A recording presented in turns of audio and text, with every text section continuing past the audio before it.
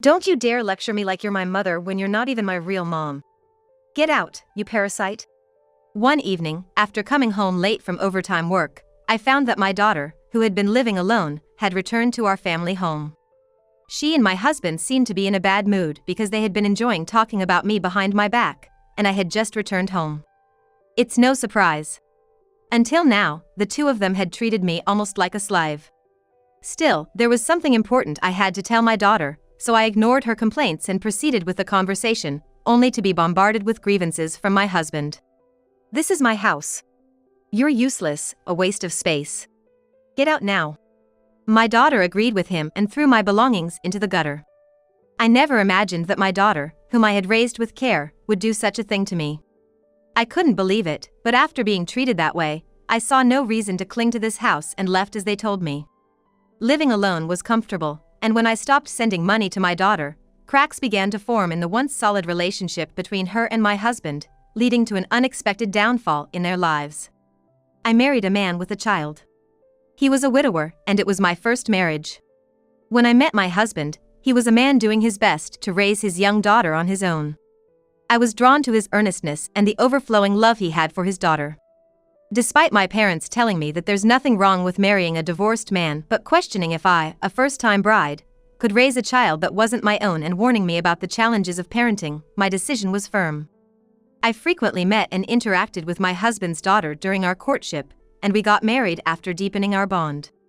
Our life as a family of 3 began after our marriage. My stepdaughter quickly grew attached to me, never acting spoiled but often seeking affection. I wanted to continue working after marriage, so we decided to have a dual-income household where we shared household and parenting responsibilities.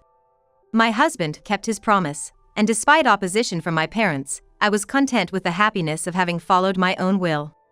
Then, I discovered I was pregnant. I was nervous as it was my first time, but my husband had already experienced childbirth with his late wife. I reassured myself that he would be my support. When I told my parents about the pregnancy, they were happy to see me leading a blissful married life. They apologized for speaking ill of my husband and stepchild, and though our relationship was mended, I still felt hesitant to rely on them. However, just when I thought my husband and I could support each other through life, something unexpected happened. As soon as my pregnancy entered a stable phase, my husband's attitude changed drastically. Now that you're in the stable phase, there shouldn't be any problems with the baby or you, right? So, you're gonna pay back all the housework and childcare you skipped while claiming morning sickness. He then pushed all the household chores and childcare, which we used to share, onto me. Furthermore, he started saying that since I'm home all day on maternity leave, I should be the one doing the housework, and he began drastically reducing his time at home. Every time he saw me, he complained and criticized my housekeeping. If I showed even a hint of dissatisfaction, he'd raise his hand and threaten, "Are you talking back to your husband?" Although he never actually hit me, the fear of a man raising his hand made me shrink back. I knew this wasn't good for the baby inside me. The thought of divorce crossed my mind many times. Being pregnant and on maternity leave wasn't an obstacle to divorce. I had the confidence and financial means to raise my child alone if needed. But what would happen to my stepdaughter if I left? She had grown very attached to me, and the desire to raise her myself grew stronger, so I chose to stay and live with my drastically changed husband. I couldn't bear to leave my young stepdaughter with my current husband, fearing for her well-being as both a person and an adult. Once I decided to become her mother. I couldn't let her lose her mother again, so I decided to endure and raise her, even under these circumstances. Later, I gave birth to my son safely. I planned to take maternity leave even after my son was born, but my husband started contributing very little to the household expenses. The amount he provided was nowhere near enough for a family of 4 to live on. When I asked if he would at least cover the children's educational expenses, he said if they were necessary, I should work and pay for them. As my son was gearing up to start elementary school, I realized things just weren't going to work out with the way they were. I gave up my leave and went back to work. Dropping my little boy off at daycare, I worked my fingers to the bone. The last thing I wanted was for my kids to suffer just because their parents didn't make enough dough.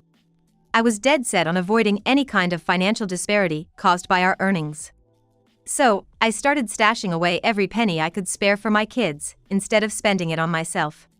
I was hoping to hand it over to them when they grew up, just in case they ever found themselves in a bind. This was actually something my folks did for me. On my 20th birthday, they gave me a bank account, saying it was the money they'd socked away for me over 2 decades. I still hold on to it, never having touched a dime. Money's not everything, sure, but in my eyes, it's a clear sign of parental love. My kids kept growing up strong and healthy. Coming home late from work to find they'd already gotten dinner ready, waiting for me, was the best feeling. My husband was still as unpredictable as ever, a ticking time bomb, really. But the love and affection from my kids made all the hardships seem like nothing. Then came the teenage years for my daughter, and boy, did things change. She started getting influenced by stuff she heard from outside and began her rebellious phase. "You're not even my real mom. Stop bossing everyone around like you own the place, just because you got dad to leave." My husband's absences got more frequent, sometimes not coming home at all. My daughter seemed to think I was the one driving him away. He had a habit of blaming me for anything that didn't suit him, so he probably fed her some story. Even with all that, I kept hoping we'd come to understand each other someday. But as the years went by, the gap between me and my daughter just got wider and wider. This continued even after she moved out for college. When she hit her last year, it was time for her to start considering her job. And that same year, my son got into a state university out of town and started living on his own. I kept sending them both money every month, as my husband was barely chipping in at home. My earnings were the only thing keeping their allowances going. Even after it was just me and my husband, the money he brought in was barely enough to cover our utility bills, let alone groceries. I ended up footing the bill for all our living expenses. The house, which used to feel a tad snug with 4 of us, now felt hollow with just the 2 of us. My husband and I didn't talk much, and when he did, it was usually to take out his frustrations on me. When my son was home, I could distract myself with conversations with him, but now, there was no escape. I couldn't stand it anymore, watching my husband use up the groceries and household items I bought with the money I earned, like it was his right. More and more, I found myself thinking about divorce. One night, after working late, I came home to find the house unusually bright. I knew my husband was home, but then I heard my daughter's voice. She had mentioned something about celebrating her new job at a big company that morning, but it looked like they'd gotten home before me. It was rare for my daughter to be back, but they didn't seem to notice my arrival and were busy bad-mouthing me. They must have been loosened up from the dinner and drinks they had without me. I could have just left them to it, but I had something I needed to talk to my daughter about, so I went into the living room where they were gossiping about me. Seeing me, they were shocked for a moment, but then my daughter got defensive. "What? You got a problem? Can we talk calmly for a second?" "Huh? I've got nothing to talk to you about. I talk to Dad about anything important. Just go away." She grabbed my work bag and threw it into the small pond in our yard through the open window. I couldn't believe she'd go that far, and just stood there, shocked. My husband and daughter started urging me to leave. I thought, maybe I should just go if they're telling me to. I'd been thinking a lot about divorce anyway. When I glared at my husband, asking, "So, you really want me to leave?" He cowered. My daughter got even more upset seeing him back down. "Why are you getting cold feet, Dad? Haven't you been the one paying for everything for me, living in this house, and even sending me money now? This woman is just a useless burden, right? That's what you told me." "I see." So, my husband had been telling these things to my daughter behind my back. Wanting to show off in front of my daughter, he insisted that what she said was true. I was appalled that he could say such things right in front of me. Moreover, my daughter had twisted the truth about the financial burdens I had kept silent about, interpreting it in a way that suited her. She thought that all the school fees, tutoring, and trendy clothes she could buy at will were all thanks to my husband. When my son entered high school, he started working part-time, saying he would earn his own pocket money. He even tried to contribute a little to the household expenses, saying it wasn't much. Seeing this, my daughter should have understood that we weren't as well off as she thought. But my husband had said that it was too dangerous for a girl to work part-time, and that he would give her the money, so I complied. Additionally, I wasn't too keen on the idea of a high school girl working late at night. The reason I gave her as much pocket money as her classmates who worked was because my husband wanted me to. It was all possible because I managed the household budget to make it happen. I was disgusted by their attitude, taking everything for granted without understanding the situation. I realized there was no point in saying anything to them anymore.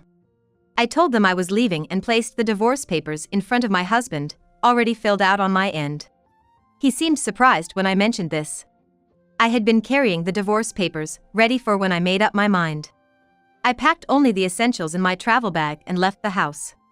I put the bag that was thrown into the pond into a plastic bag and called a close friend who had always been there for me. I have a habit of putting my smartphone and wallet in my coat pocket. Especially when I'm in a hurry, I tend to do it without thinking. Today, after an unexpectedly long day of overtime work, I rushed home and did just that. Luckily, I have a habit of keeping my phone and wallet in my coat pocket, especially when I'm in a hurry, which saves my valuables. My friend immediately said she would come over. I called a taxi and contacted my son during the ride, telling him that it looked like a divorce was imminent. He said, "You finally made up your mind. It's for the best." Upon reaching my friend's house, I opened up about everything. My friend, who listened silently, then said, "You finally decided to divorce, huh? About time." Then she shared some news with me. I stayed at her place for a few days, but I soon decided to find a new place to live and move out. I returned to the house I had lived in to gather my belongings. I wanted to keep the visit short and also settle the divorce, so I returned with a lawyer. I had told my daughter to come home that day as I had something to discuss with her. My husband and daughter were flustered to see me with a lawyer. In front of my husband, I presented evidence of all the expenses I had covered for my daughter, from school fees and extracurricular activities to her current allowance. Seeing the bank statements showing withdrawals from my income and the household budget since I started living with my daughter, my husband started sweating and looking uneasy. My daughter quickly realized that my husband had been bragging and lying, and she glared at him with contempt. My husband, despised by my daughter, began to shrink further. "Dad never contributed financially, I get that. But that's all in the past. I've landed a job at a major company, so I won't need to rely on you anymore. Let's call it even," she said, adding that it was an adult's responsibility to care for a minor, and it had nothing to do with her. I hadn't shown her these expenses to get repayment. Her defiance was within my tolerance. I just wanted to prove that I was the one providing financially. Since arguing with her would get us nowhere, I acknowledged her wish to consider it settled. Then, I confronted my husband about the alimony. He brazenly denied any wrongdoing that would warrant alimony. However, I had started recording his verbal abuses and rants at a certain point. I had also kept a diary for a long time, noting down the days when he treated me terribly. As I played the recordings and showed him the diary, he recognized some incidents and eventually started covering his ears.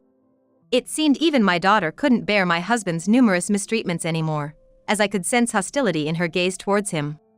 "I never thought you'd be the one to say we're getting a divorce. I really do love you. I just didn't know how to show it, and, there's this thing where you end up teasing the ones you love. That's what it was," my husband tried to explain. In my mind, I sarcastically thought, "How old are you again?" Such an excuse might work for a grade schooler, but a man nearing his 50s? "I haven't changed my feelings. I've been devoted to you since we met. I love you. Let's start over. This time I'll pamper you to the point you might get sick of it." Listening to him, I felt like gagging on his cringeworthy lines. I firmly said, "No, my mind is made up," which made him suddenly change his tone. "A woman should just cling to a man. Women exist because of men." He kept spewing misogynistic statements, looking down on women. When I told him I was recording, he seemed aware that this wasn't compliant with today's standards and quieted down. "What I just said. I wasn't myself. Sometimes another personality of mine emerges. My real intention is always that I love you." Whether it was his real personality or not, both were equally creepy. I could see he was desperate to change my mind about the divorce, but everything he said only made things worse. If he really didn't want a divorce, I had a condition. "I know you've never really given up your gambling habit. Your previous divorce was because of your gambling and debts, right?" He begrudgingly acknowledged I'd done my homework. My daughter, learning for the first time why her biological mother was no longer around, lashed out at him in disbelief. Putting aside my daughter's grievances to be addressed later with her father, I proceeded with our divorce discussion. "I might reconsider the divorce if you agree to cover all future living expenses. But remember, if you miss any payments, you won't have meals and might even have to leave this house." He raised his voice. "This is my house. Being kicked out of my own house is absolutely absurd. If that's the case, I'll divorce you." In a fit of pride, he not only signed the divorce papers but also agreed to the alimony. It was a typical action driven by pride from my husband, but for me, it turned out to be a conveniently favorable outcome. A few months later, I received an unusual call from my daughter. Speaking in a very sweet tone, asking me to restart the allowance. Her father had apparently turned her away, telling her to earn her own living now that she had left home. Since she had already secured a job, finding time for a part-time job shouldn't be difficult. But if she was in a tight spot without working, I suspected there might be a reason. "Did you lose your job offer? Or are you so busy with job hunting that you don't have time for a part-time job?" In fact, on the day I was forced out of my house and stayed at my friend's place, she informed me about my daughter's job hunting. My friend worked at a major company. And it turned out my daughter had applied there and apparently got an offer. However, the day before I was kicked out, my son had shared some shocking information. He knew my daughter's social media account and occasionally checked what she was up to. He didn't approve of her attitude towards me and wanted to help in some way. That day, he saw a post where she bragged about securing her job offer by flirting with the HR manager. I had intended to discuss this with her, but I was kicked out before I could. As a result, we never had the chance to talk about it. If my daughter had talked about this earlier, she might not have had to struggle with job hunting. If she had declined the offer obtained through flirting and restarted her job search honestly, I would have wished to be more involved and support her. After being kicked out, I debated whether to tell my friend about this but eventually decided to share everything. The reason is that if my daughter were to secure a job through seduction, she would be the one to suffer in the end. It was in my daughter's best interest to lead an honest life, even if I had to be harsh. My friend, upon hearing this, looked up my daughter's social media account. There were pictures of her with a middle-aged man, presumably the HR manager. Although his face was not shown, his suit and build resembled the HR manager, and my friend saved these posts and images as evidence. When reported to her superiors, it became a serious issue, leading to an investigation of the HR manager. My daughter had indeed initiated some very inappropriate actions, and in return for these favors, he had forcefully included her in the hiring quota. The quota was already set, so her inclusion meant someone else was unfairly rejected. When asked how he decided whom to reject, the HR manager reportedly said it was based on whether the women were to his liking or not. His evasive responses to questions about whether he had done similar things in the past suggested that my daughter's case wasn't the first. This became a serious issue, leading to the HR manager's immediate dismissal. Naturally, my daughter's job offer was rescinded. The incident quickly became the talk of the industry. In fact, during job hunting seasons, some parents brazenly approach companies, offering money to secure jobs for their sons or daughters. But even if they succeed, the person only ends up struggling in a position that's beyond their capabilities. I can't understand the mentality of those who try to take the easy route into a job like this. It wouldn't be surprising if companies started sharing information to avoid hiring individuals who resort to bribes or seduction. My daughter's situation was a case in point. Following this, as I imagined, she was repeatedly rejected in document screenings at other companies. She probably reached out to potential sources for financial support, fearing she wouldn't find a job by the time she graduated from college. "Why do you know about this? Did you orchestrate the cancellation of my job offer?" she accused me, her emotions wildly fluctuating between anger and tears. She claimed it was necessary to resort to seduction to compete and later broke down. Fearing an uncertain future, even hinting at dire thoughts due to her desperation. While I understand that both crime and devaluing life are troubling, I felt I had done enough for her. I wondered if she really expected me to be swayed by her sudden change of attitude after all her disdain and entitlement. Well, that's tough. But remember, you're the one who said not to act like a mother since we're not blood related. Besides, I'm divorced from your father, so we really are strangers now. You're an adult, it's time to stand on your own feet. I told her flatly, devoid of emotion. Realizing I was serious, she became more desperate, trying a softer approach. "Didn't you save up money for me? I want that. That savings was for my daughter. You're not my daughter, and that money is already allocated for buying a new home. It's not available anymore." She then screamed at the top of her lungs in frustration. Are you kidding me? If I act submissive, you just get more arrogant. Demanding money repeatedly. It became clear to me that this was her true nature, an irredeemable person unable to change or return to good intentions. Disgusted, I quietly ended the call. After the divorce, my ex-husband continued his gambling habits. He lost everything, including the alimony, in an underground casino. Got entangled with dangerous people. And ended up arrested during a police raid. When contacted to take responsibility for him, my daughter refused. His attempt to involve a seemingly tough subordinate backfired, exposing his debts and casino involvement, leading to his demotion and eventual resignation after rumors of his bad associations spread. When clients say they won't deal with a company that employs such a person, the company has no choice but to send him to work at a subcontractor. However, word of what my ex-husband had done spread even there, making it uncomfortable for him. Eventually, I heard through mutual friends that he voluntarily resigned. Now, he's apparently on the run, trying to evade the massive debts he accumulated from his losses at the underground casino. But I suppose this is just the consequence of his inability to quit gambling catching up with him. My daughter, fixated on landing a job at a renowned company, graduated without securing employment. She moved to a cheap, rundown place. The walls are thin, letting in the neighbors' conversations, drafty gaps bring in the cold, and the creaky floor seems like it could give way at any moment. It's a rundown apartment. She's apparently working part-time jobs, but her strange pride causes issues with other employees, leading to her not being able to hold on to these jobs for long. Eventually, she reached out, seemingly wanting to apologize, but it turned out to be another ploy for money.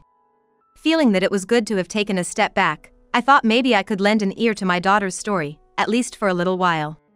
I decided to cut off all contact for her own good and for my peace of mind.